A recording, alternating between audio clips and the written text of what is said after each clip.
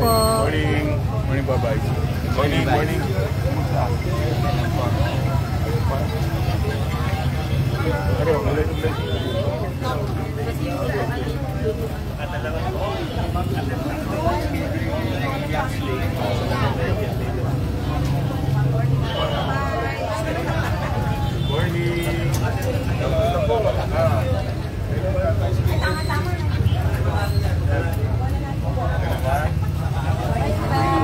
Kamusta dito sa inyo?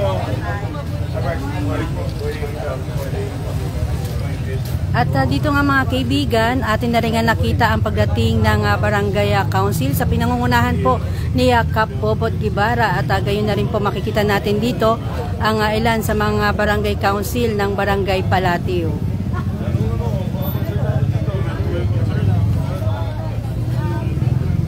Good morning po Ma'am Linda. Maraming salamat po sa inyong pagtutok ngayong umaga dito sa ating live coverage dito sa isinasagawang Oplan, Kaayusan.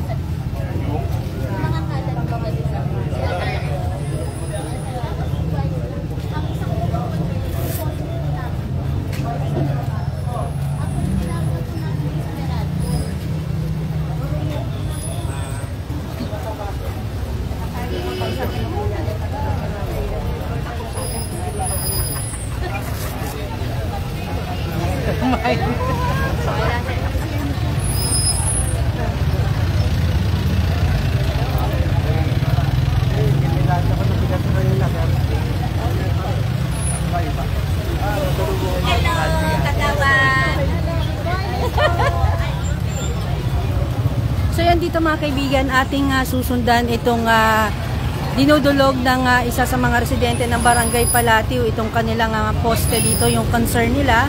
At ito ay personal talagang tinitignan ng ating Congressman Roman Romulo. At bukod dito ay nandito na rin ang isa sa mga City Councilor na si Councilor Simon Tantongco.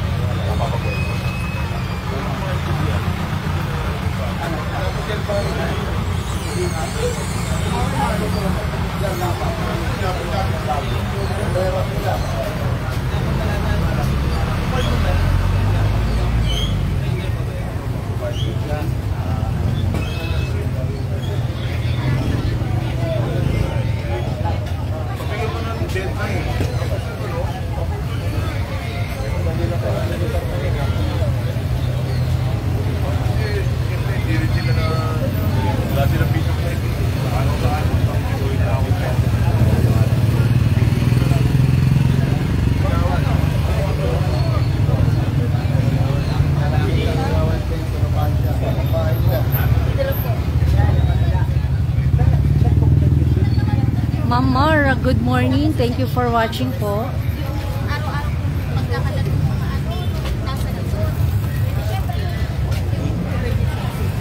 Anong kalat yun?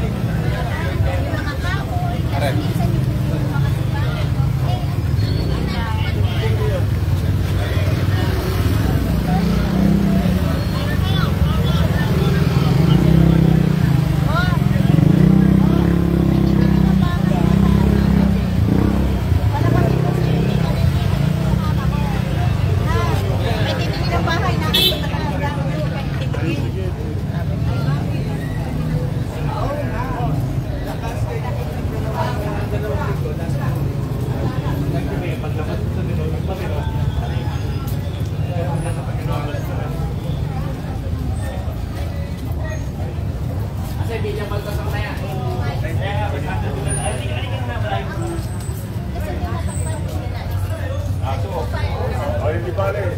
Dati kapitan. Kap, uli yung ano. Uli yung mga aso natin. Oo nga, gusto pa. In the meantime, ganito muna gawin natin.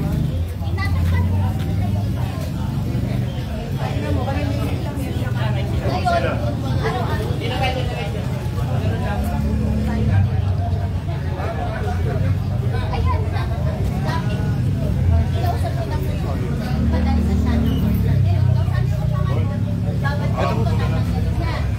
Napakakot ko nila po. Pero pag meron ko yan, si Benjo na nyo, leader mo. Kaya ba? Ano ba? Kung sino yung mga yun. Ano? Hindi, nagtogap-kap ko yan. Meron ka naman panigit na, di ba? Wala. Bakit? Meron ko yung... Nag-training ng mga tao. Obian. Oo, sa Obian. Meron na. Sino pala uli? Pwede ba ayusin nyo yung paligid nyo? Ayusin nyo yung paligid nyo. Hindi mula ngayon ganito. Tandaan nyo, yung sa aso, ang multa niyan, 2,000. Isyuhan mo ng ticket, yung bahay. Pagka nahuli ulit, isyuhan nyo ulit. Pag meron kayong pruweba, pwede. Gawin nyo na. Isyuhan nyo ng isyuhan. Pangatlong ticket po, ikukulong natin sila. Yung mga nagkakalat ng basura dito, bawal na natin. Pwede ba magkaroon tayo ng disiplina? Kasi gusto natin, ngayon ang daan problema sa nasyonal. Walang disiplina yung sa taas. Ipakita natin dito sa baba, nag-uupisa ng disiplina. Kasi talagang nakaka-dismay eh. Isipin nyo araw-araw tayo ng aso pinag-uusapan natin. Hindi natin magawa ng paraan. Nakakaya tayo eh. Diba? Uy,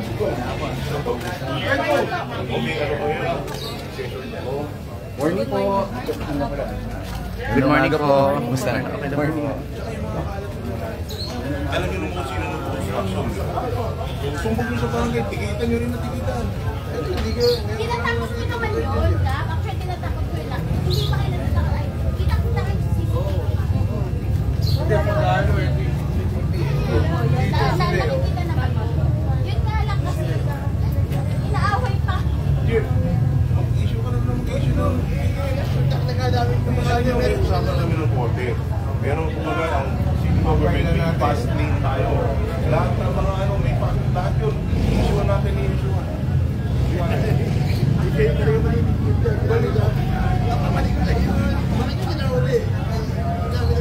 Mahuli na ako eh. Yung ating ay kaya ako, wala. Ipakasindi lang pag I-shoot drive. Training? Hindi, yung training na ano. Ayaw ang gagawin na. Hindi na training na. Hindi, yung kanila, yung ano nila.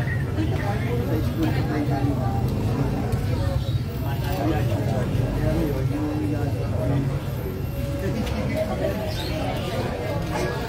Sige. Kamote. Dito lang ba? At dito nga mga kaibigan, nakita na rin natin ang pagdating ng ating Congressman Roman Romulo. Mga kaibigan, itong personal nilang pagtungo dito sa isinasagawang Oplan Cayusan ay upang makausap ng personal ang mga residente na may nais idulog. At gayon na rin makita itong mga ilang isinasagawa dito sa Oplan Cayusan. Ito mga kaibigan ay partikular sa may Barangay Palatio. Good morning Sir Junjun Makapanas. Maraming salamat po sa inyong panonood. Sir Casper K. Cam Reyes, maraming salamat po sa inyong pagtuto.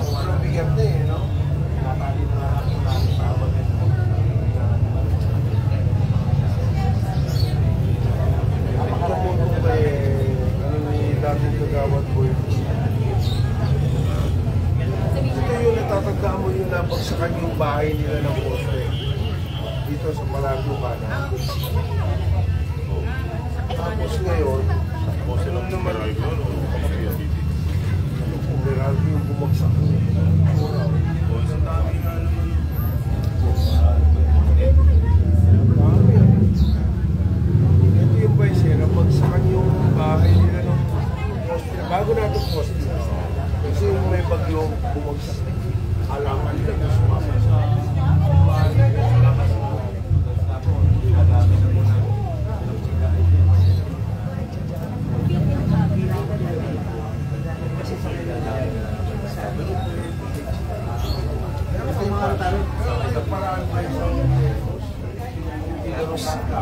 Sir Elon Leon, ito po ay particular dito sa Villa Rosario, Barangay Palateo.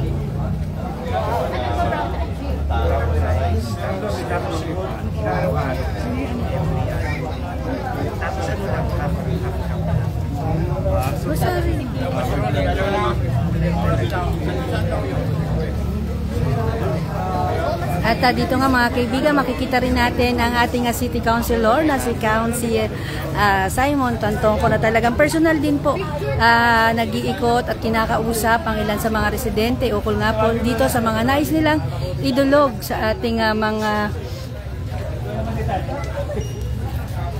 barangay councilor. So ayan mga kaibigan, ito lang po muna ang ating live coverage dito nga po sa isinasagawa nga Oplan Kaayusan. At tayo patuloy pa rin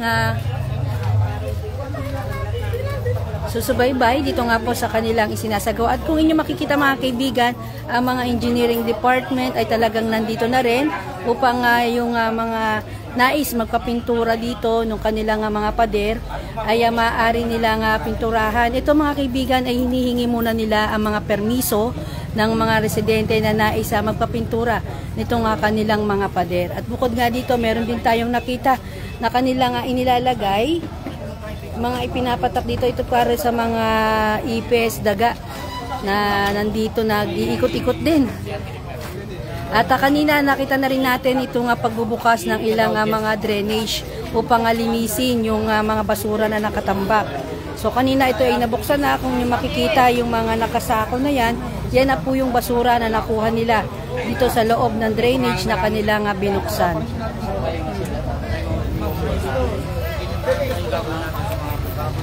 Yes po, katabi lang po ng Bibliatek at saka malapit din po sa may bilog.